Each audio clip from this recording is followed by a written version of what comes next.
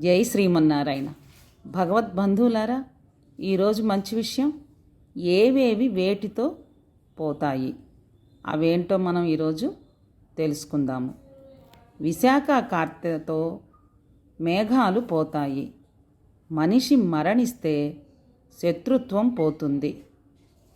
మనిషికి యాచన వలన గౌరవం పోతుంది. మనిషికి చెడు అలవాట్ల వల్ల విలువ పోతుంది. అధర్మ ఆలోచనల వల్ల మానవత్వం నశిస్తుంది.